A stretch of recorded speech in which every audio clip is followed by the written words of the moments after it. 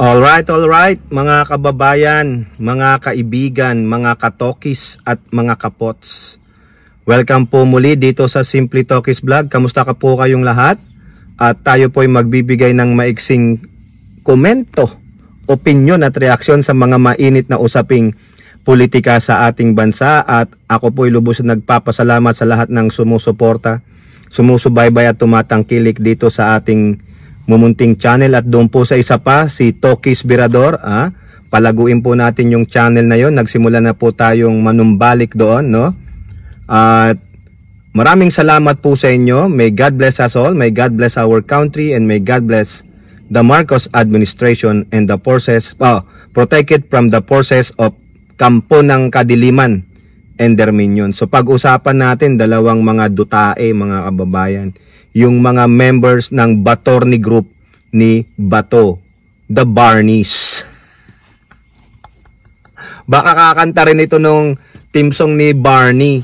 I love you, you love me, because you gave me more money from your Pogo and the EJK. Won't you say you love me too? Sorry naman kay Barney. Okay. So mga kababayan, ang pag-uusapan natin ay sino? Ha? Si Jaime Marcos at si Bongo, ang dakilang Checkwang senador, yung flip-flapper, kasi po may mga sinabi po siya. Titingnan natin kung ito ay isa lamang panlilinlang ni Bongo, kasi nga kiss ass talaga to, no? Mga dakilang aso ng Duterte, itong dalawang Barneys, the Batornis. Okay, unahin muna natin mga kababayan itong dakilang inendorso ng China, si Mr. Epaltico, na inaari niya ang lahat ng malasakit center. Galit na galit pag hindi nabanggit ang pangalan niya ng DSWT na pagtumulong courtesy of Senator Bongo, o diba Epal lang. So ibig sabihin hindi genuine ang pagtulong kasi laging may pagtanaw ng utang na loob. Duterte style of governance. Laging may utang na loob ka sa mga dutae kung ikaw ay may ginawang tama o tumulong sa kapwa Pilipino. Utang na loob, pwede nyo nang sabihin, mga ng loob yan. Ano po kasi mga kababayan ang sinabi ni Bongo during that yung huling-huling session nila sa plenary, na kung saan sila po ay nakumbin as impeachment court at nagsuot nga po sila ng mga roba, ang roba ni Satanas. Ito po, quote card sa News 5. Kilala ko po ang mga Duterte. Hindi sila tumataka sa accountability. Hindi sila tumatalikod sa hamon ng buhay. Really? Oy, talaga ba? Sa bagay, totoo naman yata yan. Hindi sila tumataka sa accountability kasi ano ang sabi ni Pulong doon sa kanyang yot-yot and verbal and physical abuse doon sa isang bugaw? Matagal na yun. O, di ba? Ang tanong, siya po ay sinampahan na ng kaso ng bugaw. O, haharapin niya ba yan? Malamang, baka yan. Hoy, ikaw judge dyan. Inupo ka ng tatay ko. Utang na loob na naman yan. Ayun ba yung accountability? Hindi sila tumatalikod sa hamon ng buhay. Hindi po. Hindi nila tinatalikuran ang hamon ng buhay. Tinitignan lang nila. O ano yon? O yung patuloy na pagbaha sa Davao City. Yung pandarambong ng mga fraudulent activity nila. Ano yon? Yung pandaraya para maging second safest city sa Southeast Asia. Yung mga kunwari malinis ay pinagbabawal na gamot. O ilan ang nahuli ng mga Davao City employee, lalong-layo na doon sa mga safety patrol. 39 mga addictus sa pulburonus, Bongo. O ngayon, pang-apat sila sa pagtaas ng yung HIV. Tapos may MPAX pa sila. Tapos tahanan pa kayo ng mga peking tsekwa na baka mga katulad mo, Bongo. Di ba? O tapos ang latest pa, ilang milyon ng pinagbabawal na dahon ang nahuli dyan. O ano na. So hindi talaga sila tumatalikod. Ano ginagawa nila? Tumatakas lang sila. Nasaan ang mga Duterte? Nandoon sa dahig. Oo, nagbabantay doon sa tatay nila. Baka naman gumagawa kayo ng escape plan. Tanungin nyo muna si Sylvester Talon dyan. Ha? Kung gusto nyong i-escape plan si Digong sa dahig, abay kumonsulta kayo kay Mr. Sylvester Stallone. Kasi meron siyang moving escape plan. 'Di ba? Baka naman matuto kayo doon. Biruin nyo, ang daming kwarta. Samantalang yung kababayan nila sa Davao City, ang dami ng resort. May HIV pa. Ayun kayang si 51 billion man. Meron kaya yon, ha? Meron kaya siyang hair is vanishing? O meron siyang HIV, saan? Sa Kongreso. He is vanishing. Hindi umaatin ng sesyon, hindi umaatin ng hearing. Nasaan siya? Nasa bar, yumoyot-yot. Nananakit ng kapwa Pilipino. Sa bagay, di naman mga kapwa Pilipino yun. Ha? Ay, Bongo, isa ka talagang kiss ass. After na ipagkanulo mo ang Duterte na bumoto ka prior to this, bumoto ka ng yes, proceed to impeachment. Tapos nung na-call out ka, yan, nagsalita ka. Hindi naman po nakakain ng impeachment. Eh bakit ka bumoto ng yes to proceed? Gong-gong! Hindi mapagkakaila, Bongo. Ha? Nililin lang mo ang mamamayang Pilipino.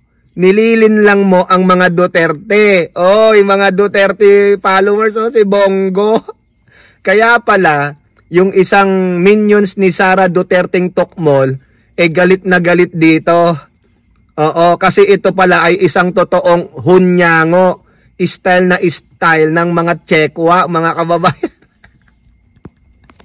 Biruin mo, sip-sip, talagang himob puwet. Bakit? Napagalitan siguro no Digong. Bakit ikaw lang?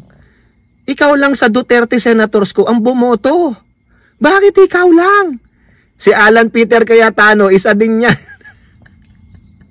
Parehong-pareho sila ng kartada ni Bongo. Kung ano po yung convenient ay yung makakatulong. Kaso si Peter Alan hindi na ma-call out Nako-call out na talaga yan. Si Bongo, biruin ninyo, bumoto ng yes tapos kinabukasan, sasabihin niya doon mag-speech siya.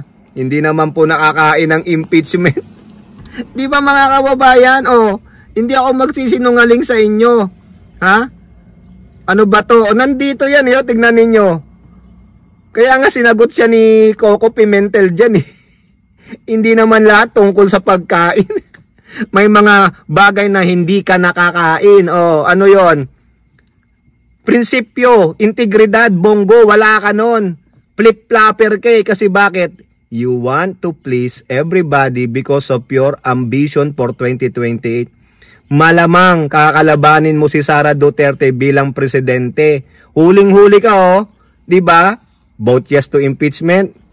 Tapos sasabihin niya hindi naman nakakain ng impeachment. Bakit ka bumoto? Tanga lang, di ba? O di kaya siya ang naglalaro sa mga Duterte. Dinidribble niya rin ang mga Duterte. O tapos sasabihin niya dito, kilala ko po ang mga Duterte. Biglang nag-kiss ass. Malamang pinagalitan ni Digong. Gago ka, Bunga. Bakit ka bumoto ng yes for impeachment? Yung bawi-bawi din. Hindi sila tumatakbo sa accountability? Really? Tingnan mo yan, Di ba? Si Sara Duterte nag-file ng petition for certiorari and prohibition sa Supreme Court para sa kanyang impeachment case. Nang hihingi pa siya ng TRO. Ano ka ba naman, Bongo? Kung hindi tumatakbo sa accountability si Pusit, Hindi na siya magpapile niyan. Haharapin niya yan. Yung sinasabi niyang para malinis ang pangalan ko, why not tell your fellow Duterte senators na itigil na yan, lalo na kay Bato na patuloy kayong nagiging security guard. Patuloy ninyong hinaharang pagbawalan mo na yung mga kapwa mo Batornis na mukhang Barney. Lalo na si Bato, ang leader ng mga Barneys. Di ba mga kababayan? Accountability, wala sa diksyonaryo ng mga Duterte yan. Oo, kasi bakit? They feel they are the king and queen. Ganun po yun. Hawak po nila sa leeg ang bansang Pilipinas because of malaki po ang backer nila ang China. Oo, at yung mga nag-endorso ng China, yun po ang backer Biruhin mo, ilang milyon lang tinalo pa ang Katoliko. Bongo, wag kami. Dapat sabihan mo rin si Torion at yung mga kasamahan niya na nag-file pa nga kahapon Nag-file pa sila ng TRO para mapigilan itong impeachment trial na gagawin sa Senado. Ayan ba yung accountability? Kung totoong gusto ng accountability ni Sara Duterte, pagsabihan niya yung mga sip-sip sa kanya. Hindi, tuwang-tuwa po siya. Siya po ay isang lunatic na tuwang-tuwa dyan dahil nag-aaway-away ang mga totoong Pilipino na kayo. Ikaw at ang mga Duterte ay mga hindi pure-blooded Filipinos. Gustong-gusto nyo para masolo nyo ang Pilipinas, no? Na magdanak ng dugo ang mga Pilipino. Kami, maganuhan, tapos kayo, wala nga kayong 100%, hindi nga kayo pumatak ng 50%, mga ulul. Kaya Bongo, wag mo kaming lokohin. Nakita na ng mga DD-set ang talagang takbo mo. Malaki rin ang ambisyon mo. Isa ka ring tambalos-los tulad ni Pusit. Kaya sabi ni Pusit, sa imong ambisyon, wag kang tambalos-los. Lahat applicable sa inyo yung mga dutae. Sige, maglabang kayo pare-pareho para panalo si Lenlen. O di kaya si Risa, di ba? Next, mga kababayan.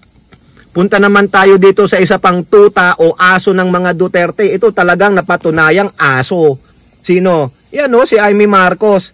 Ano ang sabi dyan Quote card ng Abante ni Sara Tokmol Duterte nung nandun siya sa Malaysia.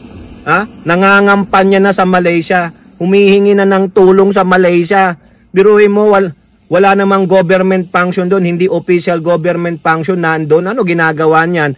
Early campaigning sa 2028. Ano sabi niya kay Amy?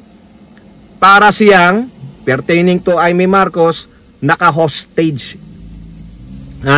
Naka-hostage po si Amy Marcos. Bibitawan ko lang siya kung maibalik niya si dating Pangulong Duterte sa Davao City. Kasi bakit niya hino-hostage? Ang sabi pa dyan ni Tokmol, Sara Duterte, na kumakain ng polymer money na kapatid mo ang nagdala sa dahig sa tatay ko. Kaya ikaw ang gagamitin ko na pang-uwi. Hindi niya nga makita-kita tatay mo gawin mo na lang kay Amy Marcos, ibasura mo na yan. Dahil wala kang mapapala dyan, hindi niya maiuuwi ang tatay mo sa Davao City nang may hininga. Pwedeng umuwi si Digong sa lighter. Asa ka pa. So Amy, ginagamit ka lang pala ni Tokmol, pinaplastik ka lang ni Tokmol, hindi ka niya totoong BFF. Yan po ay ang ugali ng manggagamit, ang tunay na demonyo. Sa bagay, inamin niya, presidente siya ng impyerno, di ba? Sa kanya galing yun hindi sa atin. Ano na Amy, nagpapakatuta ka, hino-hostage ka lang pala, no? Pero panay ang singing hallelujah mo sa mga Duterte. Tuwang-tuwa ka pa sa ginagawa sa ng Duterte na binababoy ka na, minumura ka na, inayawang ka na, pero pilit mo pa rin sinisiksik ang sarili mo. Bakit? Kasi bakit? To rectify what your brother did? Ulol, you are not your brother's keeper. Diba? May sariling pag-iisip, may sariling pang-unawa kakayahan ng kapatid mo. Dapat kung sinasabi nating kapalpakan ng kapatid mo yan, siya ang dapat mag-fix. Hindi ikaw ang tanggol ng kapatid mo. You are not your brother's keeper. He is mature enough, adult enough, and sane enough para panindigan niya yung pagiging presidente niya. Huwag kang magpakagago sa mga Duterte kasi mga ano yan, satanas yan. They only think about themselves. Ayan po, lumabas ang katotohanan. Hostage ka pala. Kaya wala kang palag pero okay lang sa yung ma-hostage. Bakit? Kasi baka may lalabas pang baho sa'yo, di ba? Ang Pogo po ang siyang nagbibigay ng pera sa Pangulo. Ay, mali! Di ba, Harry Roque? O kayo po, ano po ang inyong masasabi? Comment down below and don't forget to like and share. Hope to see you in the next videos. Bye-bye. God bless.